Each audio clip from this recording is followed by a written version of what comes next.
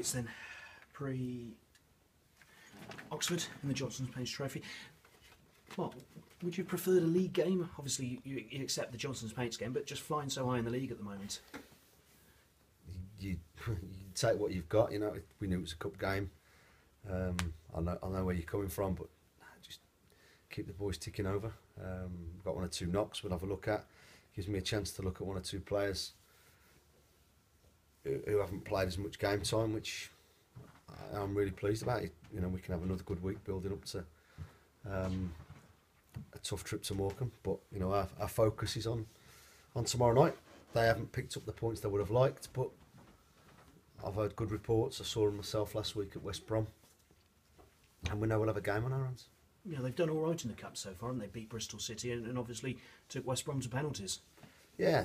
You know, as I said, they'll be desperate for that first win, so they'll be strong. You know, we've got one or two knocks.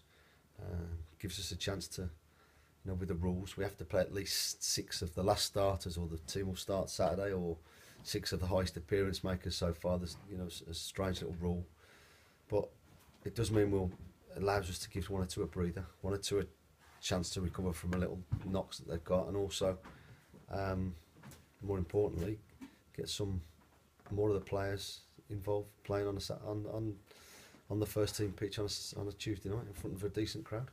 And because nobody's let you down at all so far, is that actually a difficult decision of which ones to bring in? Yeah, without a doubt. Yeah, everyone's doing their jobs, but it's, you know, it is a squad game, and over a 46 game league programme, and you know, hopefully, you know, a few cup games as well. It's important that people are ready, and I say whoever gets the chance tomorrow, I just expect us to be. I'm certainly not weakening the side. I expect us to be just as competitive, and going out to win the game. It's a team where 48 teams. It's a cup competition where 48 teams are vying to play at Wembley. You know, it's not the FA Cup where there's thousands of teams. So it's a great opportunity for lower league clubs, and one we're taking seriously. But also, I'm definitely going to give one or two boys a chance. And if you could get on a run in this, that helps you sort of keep your squad fresh throughout the season, doesn't it? Exactly. You know, it does enable us to. As I say, we've got one or two knocks probably who can't play tomorrow, and it gives one or two a chance to stake their claim, and then we see where we are for the trip north on Friday for Saturday's game. Obviously, you signed John Marquis on loan at the back end of last week. How did you feel he did on his debut? I thought he did great. I thought he was lively. He was a big presence up there, at the bar, at the post, forced the keeper into a save, hassled defenders, held the ball up well. I think, you know, it was the right time to introduce him. Sort of 35 minutes to go. Kobe can feel a little bit unlucky that it wasn't him, but I just felt we needed to, you know, still ruffle a few feathers. Obviously, Kobe coming on and getting the winner was perfect for him. Yeah, he's got that knack, hasn't he? He's got a horrible knack of scoring important goals. Yeah, he's been a breath of fresh air. I spoke to Birmingham this morning about him. Really good kid. Doesn't moan. Birmingham understand what we're trying to do with him. But he's a really good kid. Because you signed John on Friday, does that mean your squad assembly? Yeah, I am pretty much done. Yeah, a keeper, but that won't be happening today. So we're going to give Matthew Gould a chance to play on Wednesday. I want to see him in a game. We've liked what we've seen for a week on the training ground, but I don't think you can quite make your mind up about a keeper until you see him in a game. So he has the opportunity to stake his claim, and as I say, he's a free agent, so we might be able to get that done later in the week. If not, then we go back into the loan market, and there's still free agents out there. But yeah, pretty much squad-wise, I don't anticipate anything happening today. And because of that, I was going to say, nothing in but nothing out either. Certainly not. No. It took us a little while to get this squad together. I don't want to be fielding phone calls about my players, and I don't see that happening. We certainly won't be trying to do anything. But keep our eyes on good players, and over the next couple of weeks, months, making sure that we're as strong as we can be for as long as we can be. And is that actually a nice situation that transfer deadline day, you're worrying about the game the next day rather Yeah. than having your mobile glued to your ear? Yeah, definitely. Yeah, it is. It's really nice. You know, I'm going to a game this afternoon. We've got a reserve game on Wednesday. We've got an important Johnston's Paint Trophy game tomorrow night. We just concentrate on that and then look forward to a tough one away at Morecambe. Thanks, Mark. Good luck. Mark, do you envisage any loan things being extended before the end of today? Kobe's here till January. Who else have we got? Jordan's a month at the moment. We'll see how that goes. And John Marquis is a month with a view to further. But again, we'll just see how they go.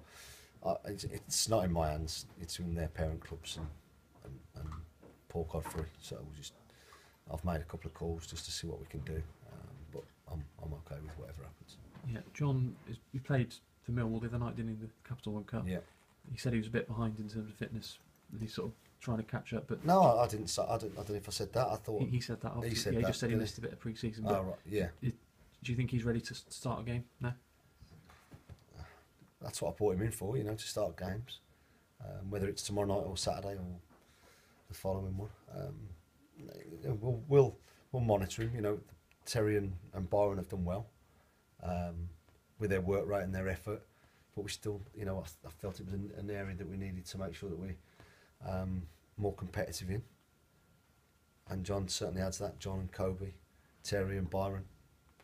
It's a good mix, whoever we play, and I expect them all to be getting game time over the coming months. Yeah. Yeah. Team spirit wise, have you know they went out for a meal on Saturday? There does seem to be quite a close knit group already. Didn't invite the staff, but yeah, they went out. Yeah. So when we go to Nando's next, I think it's just going to be the staff. Listen, that's what we want, John. That's what we're trying to build here. We're trying to, make them enjoy each other's company, because I think team spirit at this level, at any level, is massive. Is massively important. I think it gets you so much more, and that's what I want. And hopefully we can, keep working on that. They can keep working on that and become a stronger, tight and knit unit as we progress. Yeah, it's the best start the club's made for 20 years. And I remember you saying that if you have a bad start, it can play on your mind, can't it? You can go into games not expecting to win, but even though it's very early days, you see the belief increasing all the time. Massively. Like I said, I'll go back to Bury. I probably had a couple of sleepless nights that week thinking, what am I going to get? But to be fair play to the players, they turned up once the season started. They worked really hard in pre-season. You can organise games against teams where you're going to win 6-7-0, and it means, what you get out of it. We had some tough games. We trained really hard with the intensity to make sure they're as fit as they can, that we hit the season running. I don't take anything out of pre-season results-wise in terms of, it doesn't mean anything once the season starts, and that's proved that with the group. They've been magnificent from the 1st of July when we came back, or the week before that with Ian. Their attitude's been spot on. We haven't always been brilliant in games, but we've shown a competitive edge for the majority of them. But since the season starts, I can have no complaints whatsoever about anyone. Their attitude's been brilliant. The ones back in the group up that's been playing has been superb. Their attitude into the reserve game against Forest Green was superb, and it'll be the same against Swindon on Wednesday. And winning games gives you encouragement, gives you belief, gives you confidence, and I think that you can see that within the group today. To come back from 2 down against Tranmere away from home, and to keep going and scoring the 90th minute against Hartlepool, when it looked to everyone that they'd come and got the point that they set out to. They didn't really have a shot on target. They set out to come and get. Other teams, us in the past, might have just given up and drawn 0-0, and it would have been 2 points drop for me. But there's a spirit there, there's a togetherness and a willingness to keep going, and people off the bench, Amari, the 2 strikers that came on, others, Andy Ayworth waiting for his chance. There's different things in the squad that we can change to, and try and vary things when we need to, and keep pressing teams. You going to have another look at Angelo Balanta, or has he gone elsewhere now? Just felt, probably not, just felt it was a little bit pointless in me getting him down any longer. Once I knew I got a chance of getting John Marquis, Angelo's a really good player and he did great in that reserve game, but I just felt I'd be wasting his time, and I didn't want to do that to the kid because he's a decent kid. Okay, cheers, Matt. Thank you. All right. Thanks, Mark.